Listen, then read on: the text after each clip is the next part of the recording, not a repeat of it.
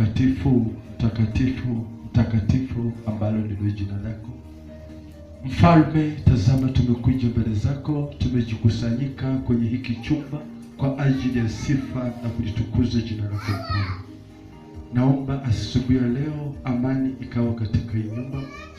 Baba, namwombea kila mmoja aliyekanyaga mahali hapa ukaweze kukutana na maisha yake juu. Wale walio barabarani vile vile, mfalme wa ajabu, wakielekea mahali hapa, Baba, pia nitawakabidhi mikononi mwako, ukawatie nguvu, ukawatie afya. Majira kama haya Jehova, umeweza kunitengeneza na nikaweza kusimama mahali hapa Baba, tayari kwa ajili ya kunena na watoto wako Mungu wetu. Baba, kila maroza kuzimu, kila maroza confusion, kila maroza usingizi, Baba, tunazikataa na kukemea katika jina la Yesu Kristo, zikariki kuzimu. Asante Jehova, sina cha kusema mwana Mungu.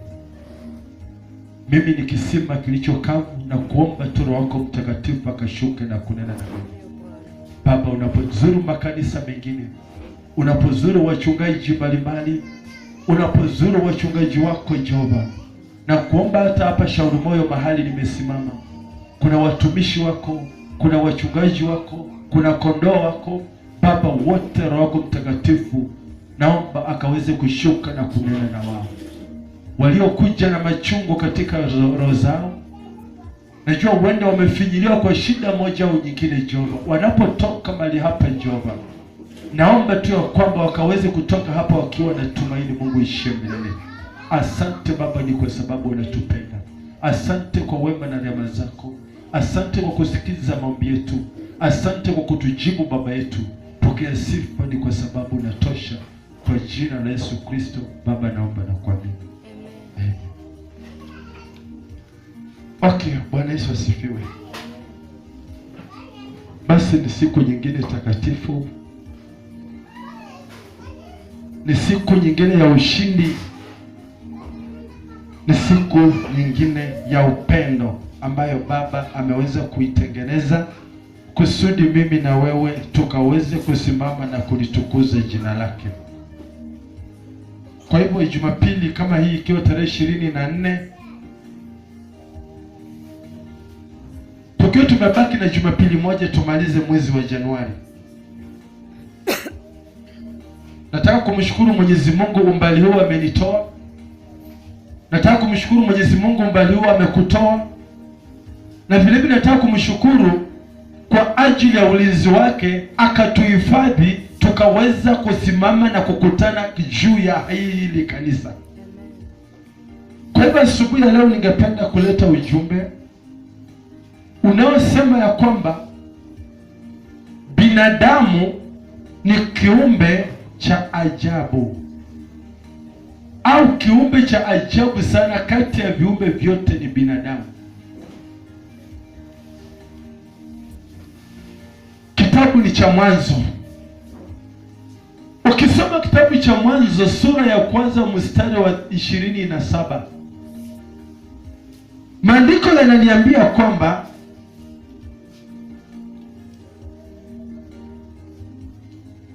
Genesis chapter 1 verse 27, maandiko yananiambia kwamba so God created human beings making them to be like himself.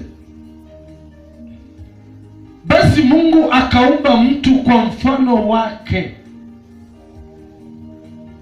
Katikati ya viumbe vyote alivyoviumba Baba, aliona tu ni kiumbe kinachoitwa binadamu, wacha nikitengeneze kikaweze kufananishwa na mimi mwenyewe. Ni ishara ya kuwa Baba alitupenda tangu wakati wa uumbaji sisi kama binadamu. Ukisoma mstari wa 31, Mwenyezi Mungu anarudia akisema hivi: Mungu akaona kila kitu alichofanya kuwa ni chema kabisa machoni pake.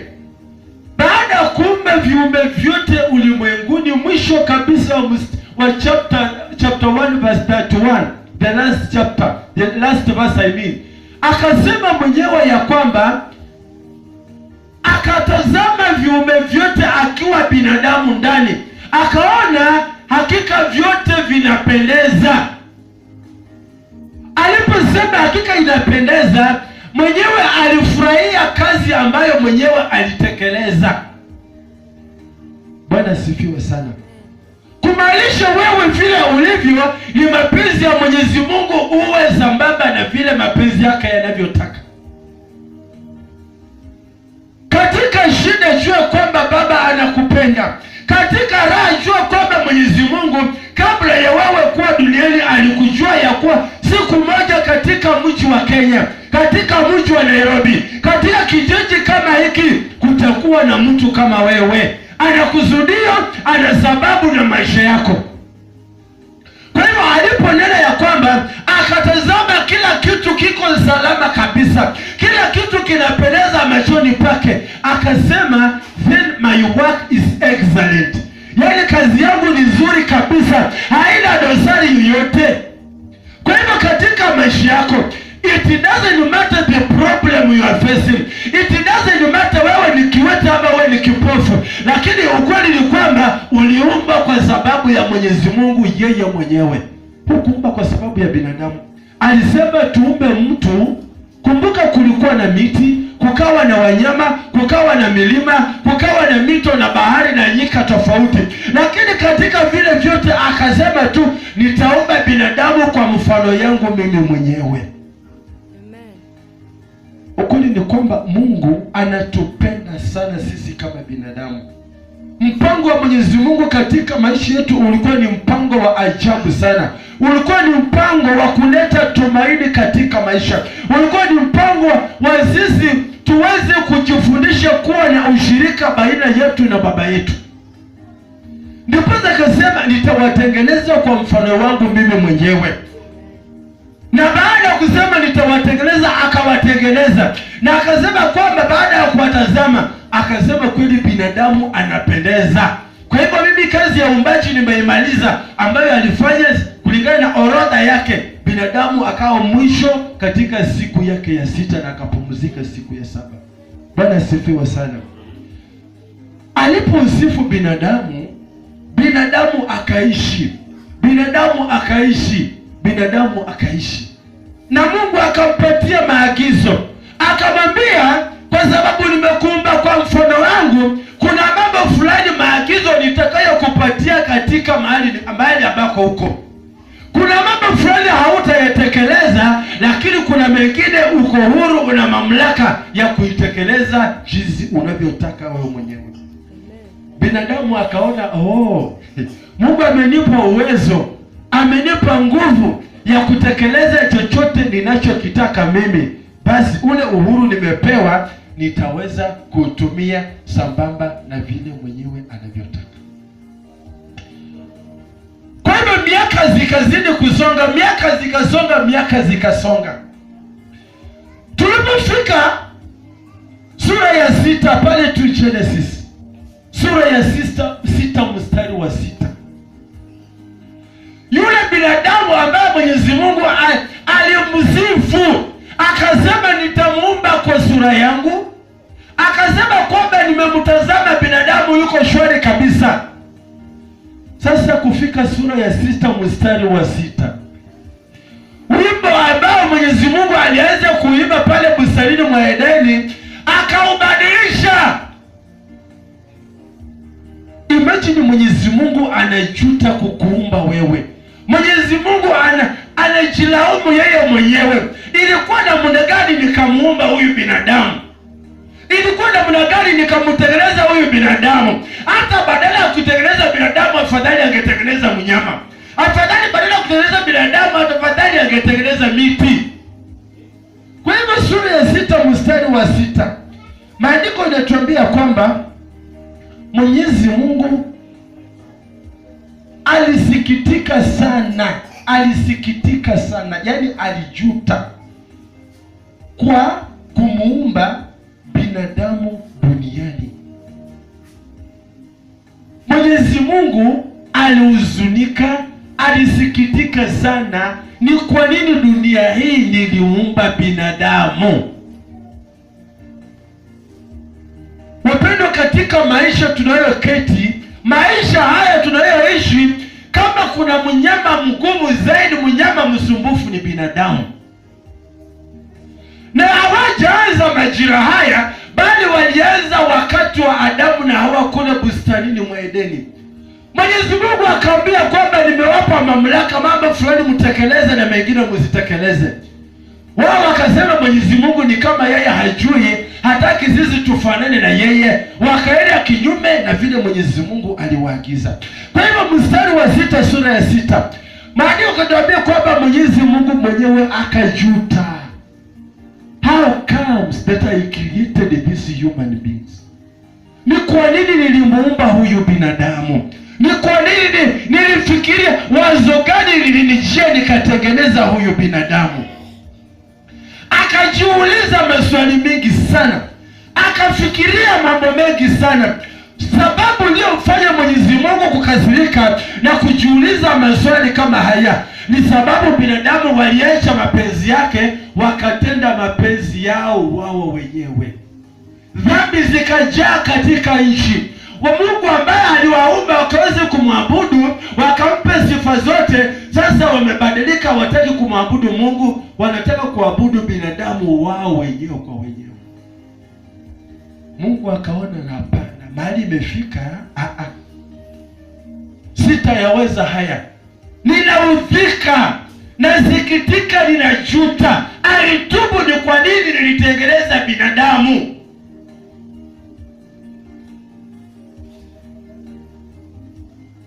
Wakati mwingine mimi huketi nikijiuliza, naomba tu utazame binadamu aliye karibu na wewe. Hata kazini wakati mwingine huwa ninaketi nikiangalia yule mtu aliye karibu na mimi. Hata kwa matatu hawajui, na kaa nikitazama next ako na mimi na muangalia, lakini nasema binadamu ni binadamu. Binadamu ni binadamu. Hata ukampe mazuri, hata ukampe mabaya, hata ukamfuge kwa mgongo ukatembea na yeye, bado yeye ni binadamu. Hata badilika. Utampea leo atakula, kesho atasema ni mjinga. Leo amelala njaa umempatia, kesho akishapata yake anasema yule mtu ni mganga. Hivyo ndivyo binadamu walivyo. Na mambo ya binadamu usiyaweke katika moyoni mwako.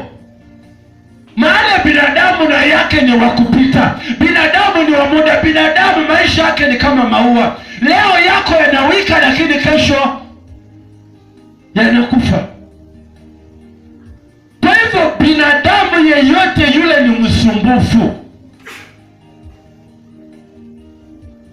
Kama binadamu, Mungu mwenyewe alijuta, alimsifu kwanza binadamu, na akafika mahali akajuta kutengeneza. Kwa nini aliweka binadamu duniani? Jamani, wewe utaweza huyo binadamu? Na ndiposa hata mpaka leo katika makanisani tukitangaza kwamba tarehe 23 tukutane kwa sababu ya mkutano wa kuchangisha pesa za kununua shamba la kanisa, tuko watu 50. Katika mkutano tutakutana watu 3. Tukikutana kwamba tuko na conference tunaelekea mahali fulani, tuchenge pesa au tutoe maoni, kati ya watu 100 watu 2 ndio wataongea. Hivyo ndivyo binadamu walivyo. Na ndio maana maandiko imekuja, injili imekuja iweze kutengeneza watu kama hao. Imagine hakungekuwa na injili kabisa dunia mzima, na watu wamebadilika, wamekuwa vile wako hivi leo. Leo baba amekata mtoto, kesho mtoto amekata wazazi, kesho baba amemaliza familia mzima, kesho mambo, matukio ya ajabu yanayofanyika katika ulimwengu. Binadamu ni wa ajabu. Wakati mwingine nikiangalia binadamu, utapata msichana mzuri, unamchumbia mzuri kweli, anaonekana ni malaika zaidi ya malaika. Chochote unachosema yeye ni Mr. Yes au Mrs. Yes, kweli mnakubaliana mpaka unasema kweli ameangukia, muweke kwa nyumba mkae ya wiki 2. Yeye uliyomwona barabara sio yeye unayemwona leo. Yeye uliyomwona akismaili mzuri, sasa hiyo smile ilishia pale barabarani. Why? Kwa sababu yeye ni binadamu.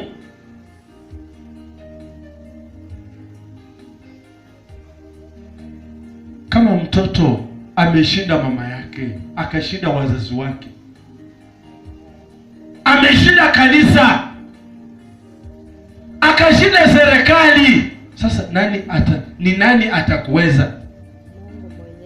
Kanisa, wazazi wamekushinda, wewe umeshinda wazazi wako waliokuzaa, waliokuleta duniani. Wamekijaribu kupeleka katika ibada, kanisa hutaki, umedharau pia kanisa. Serikali vile vile wamekuambia wewe nani? Wewe sasa unataka maneno mengi, wacha kusumbua serikali. Fuata sheria ya serikali. Unaona serikali ni wajinga hawa. Hivyo ndivyo Mswahili akasema kwamba asiyefunzwa na mamaye. Dunia iko. Kuna watu wengi sana katika maisha waliokuwa vichwa ngumu. Kuna watu wengi sana katika maisha waliokuwa wasumbufu zaidi ya wasumbufu, waliokuwa wakora wa ajabu, wakora wakubwa. Lakini leo ni watu wameokoka, ni watu wanamtambua Mwenyezi Mungu katika maisha. Nataka kuuliza swali. Kama mtoto wako wewe amekushinda, uliyemzaa, wewe jirani ukasema nipatie mimi niketi na yeye nitamubadilisha, je, utawezana na yeye? Namba 2, mimi niko na ng'ombe ya maziwa na kamua.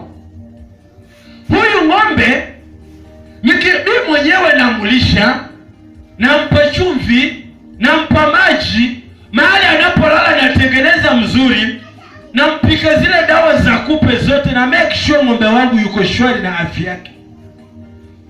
Lakini cha kushangaza ni kwamba huyu ng'ombe wangu ninapotaka kumkamua maziwa, lazima nitafute kamba nifunge mguu ndiposa nitoe maziwa. Kumbuka ni wangu mwenyewe, ninamlea, lakini nikitaka kumkamua maziwa lazima nitafute kamba nifunge mguu. Na nisipofunga yale maziwa zitapata. Nikakuuliza, kama mimi mwenyewe ng'ombe ni wangu ninafunga mguu, wewe nikikupatia utawezana naye? Itabidi utafute kamba sasa, jua umjui, utafunga kichwa, ufunge mkia, ufunge na miguu zote ndio ukamue. Hivyo ndivyo binadamu tulivyo. Hivyo ndivyo binadamu tulivyotengenezwa. Imagine Mungu amechukua muda wake mzuri sana. Amekuumba zaidi ya wanyama wote. Akaona ni wewe tu uweze kufananishwa na yeye. Akakupatia mali yote, uwezo wote, nguvu zote, mamlaka. Uweze kuchukua mamlaka yote katika ulimwengu ambao amekupatia. Akakwambia tu, mimi sitaki hata mambo mengi, niabudu na ujue kwamba mimi ndiye muumba wako. Kazi ya Mungu kubwa sana ambayo anataka sisi tutende hapa duniani kama bado tunapumua ni kumsifu tu Mungu kwa ajili ya ile kazi anayotenda na kwa ajili ya ukuu wake peke yake. So binadamu jinsi alivyobadilika, Mwenyezi Mungu akakasirika sana. Mwenyezi Mungu akahuzunika sana.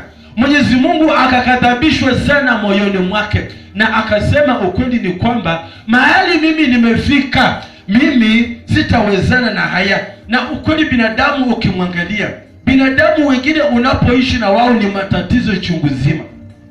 Binadamu wengine unapoishi na wao ni matatizo kila wakati, ni shida juu ya shida.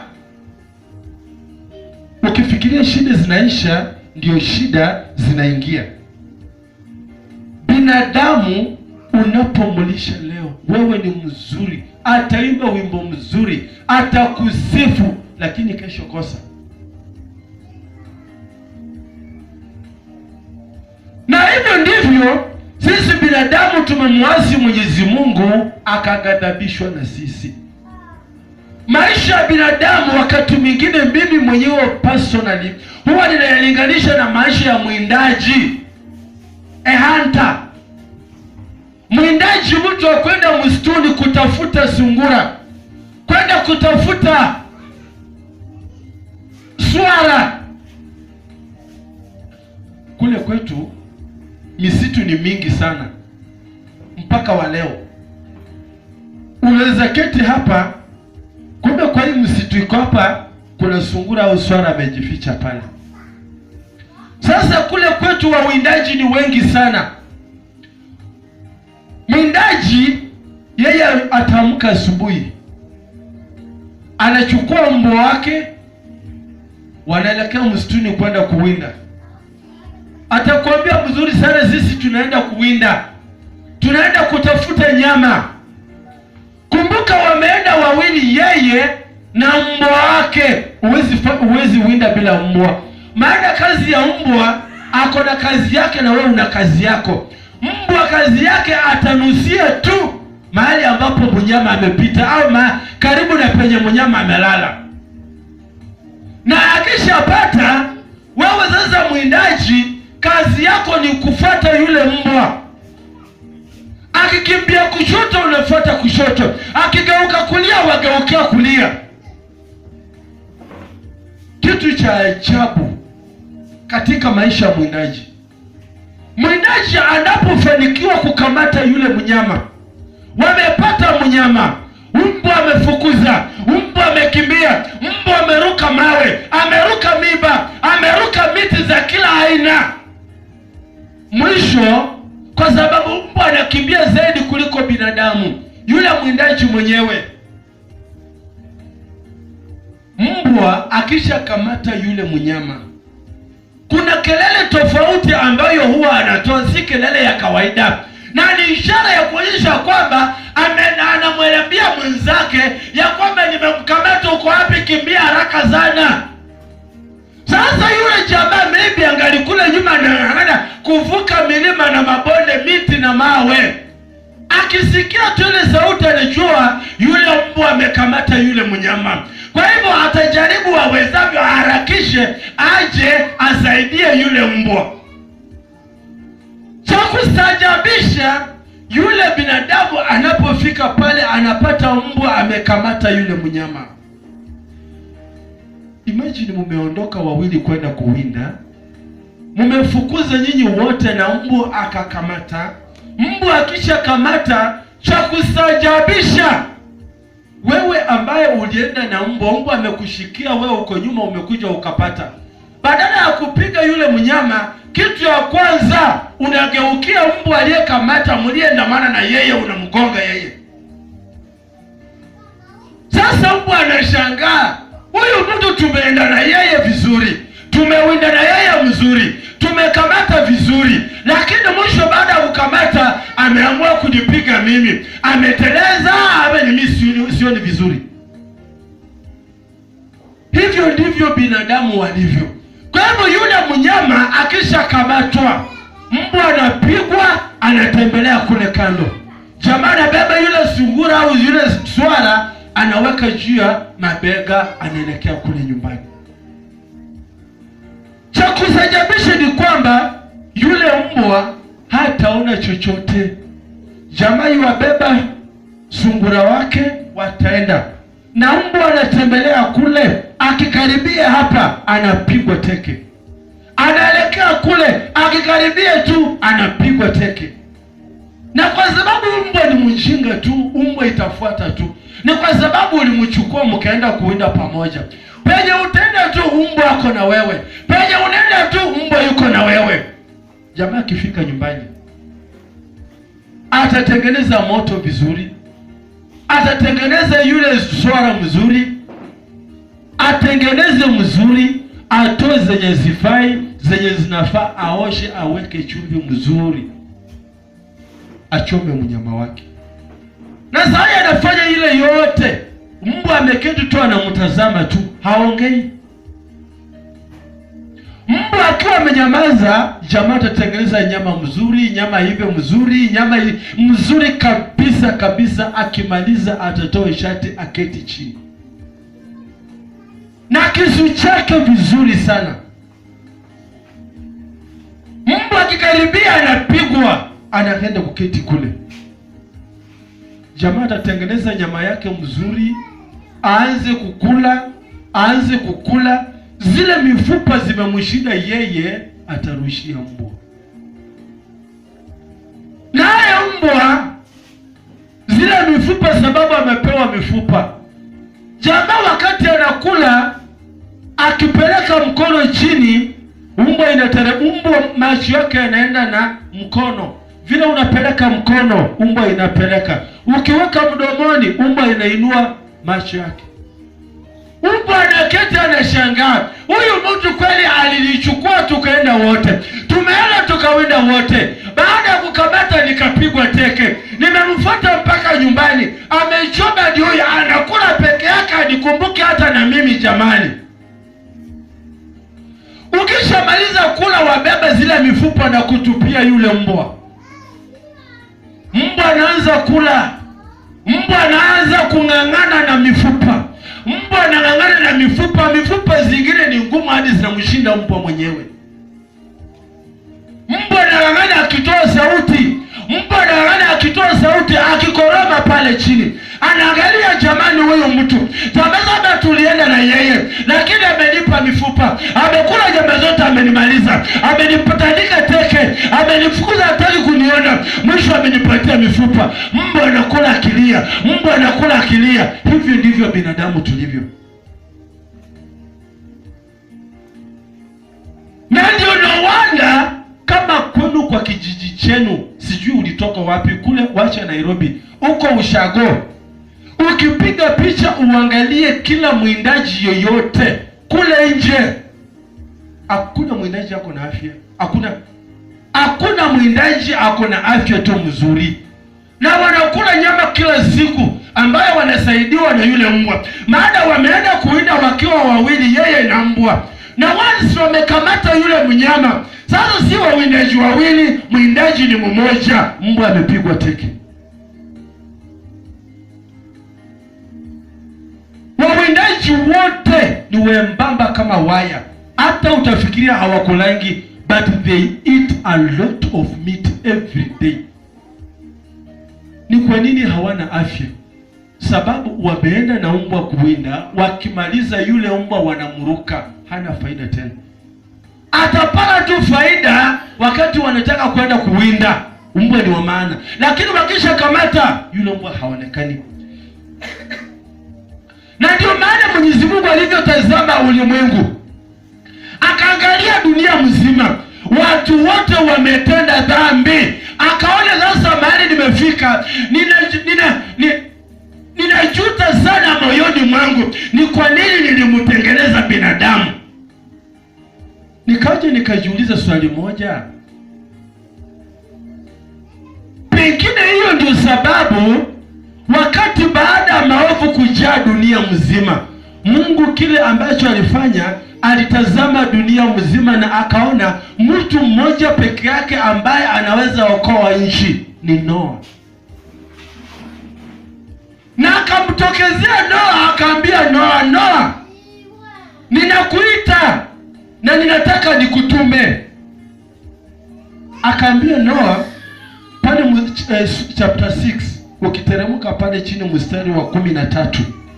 Akaambia Noa, watu wote wametenda dhambi mingi sana katika dunia hii. Niliwaumba waniabudu mimi, lakini wanaabudu waganga, wanaabudu wachawi, wanaabudu elimu yao, wanaabudu watoto wao, wanaabudu mali yao, wanaabudu takataka zao zote. Kwa hivyo mimi si binadamu, mimi sina umuhimu wowote kwao. Kwa hivyo kila ambacho Mungu alifanya, akaambia Noa, nataka tufanye hivi. Kuanzia leo nataka kuangamiza hawa binadamu wote, nimalize. Lakini wewe na nyumba yako hamtaangamia. Sababu ni kwamba nataka ukatengeneze safina.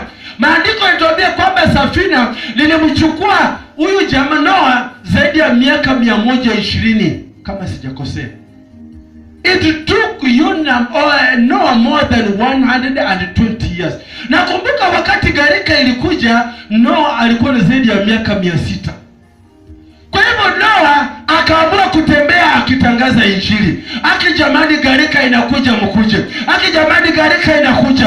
Watu watakufa, watu watahangaika, watu watateseka, watu watauawa. Mkuje tujenge safina. Watu wakamwambia Noah, wewe mzee kichwa kimeruka. Gharika gani? Wakati wa kiangazi, tangu kuzaliwa hatujaona mafuriko.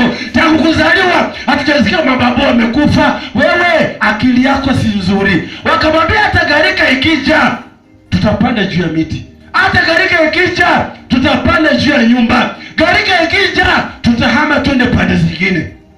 Noah akasema, kweli binadamu hata Mungu akilalamika mwenyewe ni watu wake na wamekataa kumtii. Kwa hivyo mimi sina lolote. Akamwambia basi mnisaidie twende msituni, mlimani, tukate miti tutengeneze safina. Wakaambia Noah, shauri yako na kazi yako na Mungu wako. Noah hakuchoka. Noah hakulalamika, hakujutia. Lakini maandiko tuambia kwamba Mungu aliambia Noah ya kwamba lile safina atakapolijenga akaupatia upana, urefu na kwenda juu. Ni kitu kikubwa sana. Naye Noah, naamini kama binadamu kama mimi ningeuliza Mungu, hii kitu si ni kikubwa sana, nitumie mtu wa kunisaidia, maana peke yangu naona ni kikubwa sitaweza. But Noah was patient enough. Alinyamaza na akaambia Mungu, ndio nimesikia. Na akaamua kwenda msituni. Hatukuambiwa kwamba alisaidiwa na nani. Akaamua kujenga safina ambapo maandiko tuambia kwamba ilimchukua zaidi ya miaka 120. Akang'ang'ana kujenga safina, akajenga safina hadi kaisha.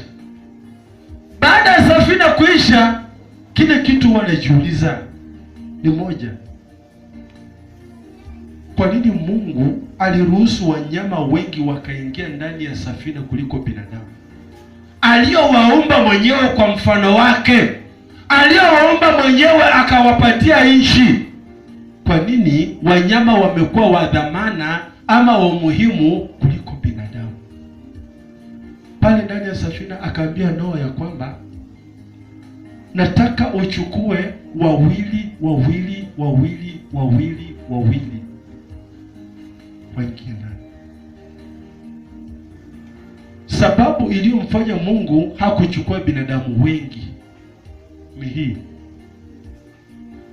Vile Noah alipewa instructions au yale maagizo ya kujenga safina.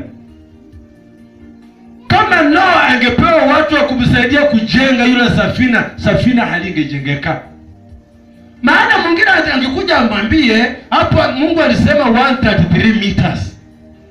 Lakini badala ya 133 wewe weka 100 meters. Badala ya 133 wewe weka 50 meters. Mwenyezi Mungu amesema ikuwa na ghorofa 3 kwenda juu, weka ghorofa 1. Namba 2, kama Mwenyezi Mungu angeambia Noah aweke binadamu wengi pale ndani, ile safina haingeenda. Maana binadamu walioingia pale ndani wangebomoa zile mbao ambazo zimepigiliwa misumari, na zingebomoka, na lile safina maji ingeingia ndani na sisi wote wangeweza kuangamia.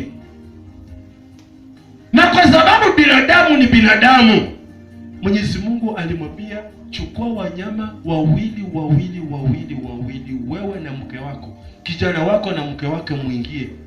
Walipoingia na akafunga safina. Kwa hivyo kama binadamu tungekuwa wazuri pale safina ndani, binadamu tungekuwa wengi kuliko wanyama. Maana Genesis inatuambia kwamba sura ya kwanza 31 ya kwamba Mungu akaona vyote alivyotengeneza viko shwari.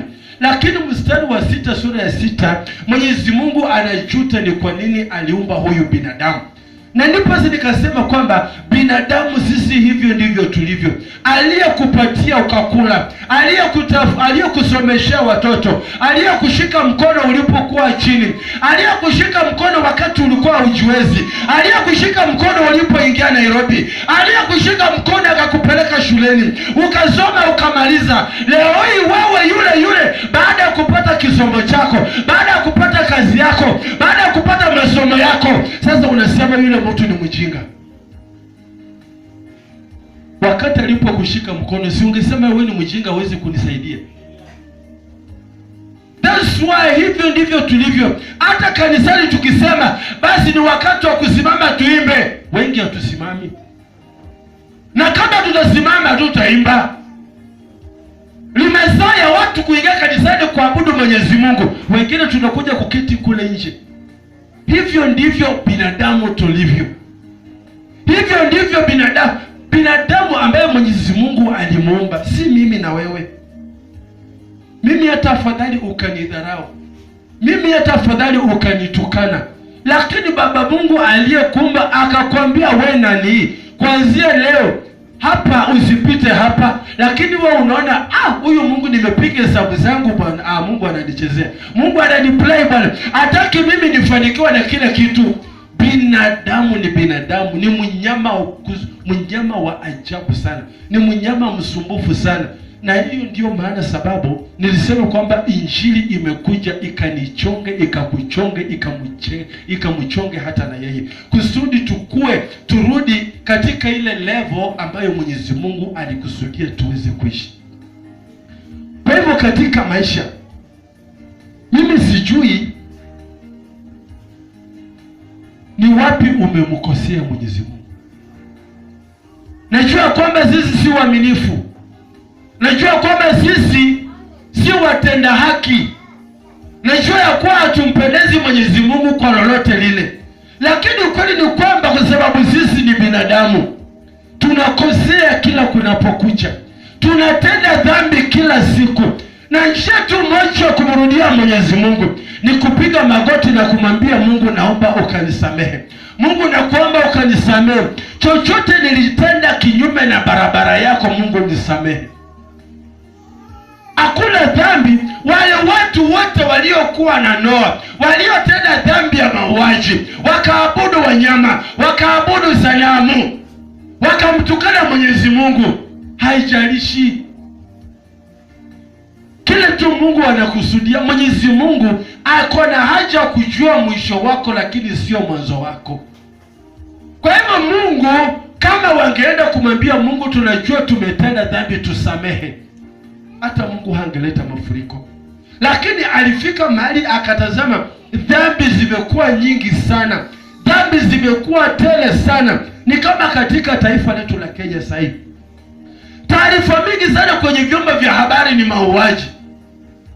Si mauaji katika serikali, si mauaji katika watu wa kawaida, raia wa kawaida, ni mauaji kila mahali. Na ni dhambi ambayo Mwenyezi Mungu ameikataa, dhambi ya chukizo. Imagine kiumbe ambayo Mungu mwenyewe alikiumba, akaona kinampendeza, lakini wewe unaona kiumbe hiki ni kichafu, wewe unaona kiumbe hiki ni kijinga, wewe unaona kiumbe hiki hakina akili, wache nikimalize na unakitoa. Mungu ni wa huruma, Mungu ni wa neema. Ukweli Mwenyezi Mungu anasamehe. Haijalishi ni dhambi gani umezitenda, haijalishi ni mangapi umeyafanya, haijalishi ni mipango mingapi uliyokuwa nayo, lakini ukimrudia tu yeye, mwambie Baba, usiangamize dunia kwa sababu ya mimi. Yona alipotupwa ndani ya bahari, akaambia kabla kutupa baharini, akaambia wale watu wa kwamba chanzo cha haya mafuriko yote ni mimi ninasababisha. Wakamuuliza Yona, tufanye namna gani? Yona mwenyewe akasema, badala watu wote waangamie, badala watu wote wakufe, badala watu wote wateseke, jamani munikamate na mtupe baharini. Kwa hivyo badala Mwenyezi Mungu kuangamiza kijiji kizima, okoka tu kwa dhambi zako. Wacha kufanya watu wengine waumie kwa sababu ya wewe. Mungu ni wa msamaha, Mungu rehema zake ni kubwa. Yeye akijua tu umekosa, yeye anaudhika, lakini bado kwake kuna nafasi ya pili. Ukimkosea na utubu dhambi, yeye atakusamehe na atakupokea katika ufalme wake. Bwana asifiwe sana. Kwa hivyo binadamu, ukweli ni wajabu. Binadamu ni hivyo ndivyo tulivyo. Tukiwa wengi, watu wako na mambo yao. Hata kanisani wengine tuko na mambo yetu, lakini maandiko yanatuambia kwamba haijalishi tatizo unalopitia, haijalishi kule ulikotoka, haijalishi mahali ambako umefika, lakini kile kinachojalisha ni kule mwisho utamaliza namna gani. Kwa hivyo binadamu yeyote, maandiko, injili imekuja ikuchonge, ituchonge sisi wote kuhusu tuweze kutoshia ile barabara ya mbinguni. Bwana Yesu asifiwe sana. Naomba tusimame, tufunge macho na tuombe. Baba, katika jina la Yesu Kristo mtakatifu, tazama nimerudi mbele zako, ninakushukuru, ninakuabudu, ni kwa sababu unatenda. Asante kwa nafasi hii, asante kwa ushindi wako, asante kwa neno lako. Baba, ulipoumba binadamu katika kitabu cha Mwanzo sura 1:31 ukasema kwamba kila kitu kiko sawa. Jehova, uliposonga mstari wa 6 sura 6, Baba ukaijutia kuumba binadamu. Hakika nimekubali kwamba hivyo ndivyo sisi binadamu tulivyo mfalme. Baba, asubuhi ya leo nimekuja mbele zako, ukatusamehe kila dhambi na maovu ambayo tumeyatenda, kila dhambi na maovu ambayo wazazi wetu walitenda, kila dhambi na maovu ambayo watangulizi wetu walitenda. Jehova, kuna dhambi na maovu ya taifa letu la Kenya. Baba, kama kanisa tumekuja asubuhi leo, tusamehe kusudi tukubaliwe katika ufalme wako. Jehova, asubuhi leo Jehova, kila mmoja anamkabidhi mikononi mwako. Asante kwa neno lako, asante kwa ulinzi wako. Jehova, vipindi vilivyosalia na vikabidhi mikononi mwako. Naomba Roho wako Mtakatifu ashuke katika mahubiri, ashuke katika maombi, ashuke katika kulisifu na kuliabudu jina lako, ni kwa sababu unastahili. Baba, tukikusifu unafurahi kule juu mbinguni. Baba, tukikusifu unacheka kule juu mbinguni. Maana maandiko yanatuambia kwamba Jehova, unatafuta tu mtu mmoja ambaye anaweza kupendeza macho, ambaye anaweza kupendeza moyo wako, mfalme wa ajabu. Baba, natangaza asubuhi leo katika mkutano huu, mfalme wa ajabu, wacha tu kama mtu akapatikane kamoja Jehova, kakufurahisha moyo wako Jehova, nayo sifa na utukufu Jehova. Baba, vitakurudia ni kwa sababu ni wewe unatosha. Asante katika ibada hii, asante kwa ulinzi wako. Baba, kila mmoja namfunika damu yako takatifu, ukawabariki, ukawainue na ukawatenda wema. Pokea sifa na utukufu, ni kwa sababu unastahili. Na ni katika jina la Yesu Kristo Baba tunaomba na kuamini. Amen. Asante.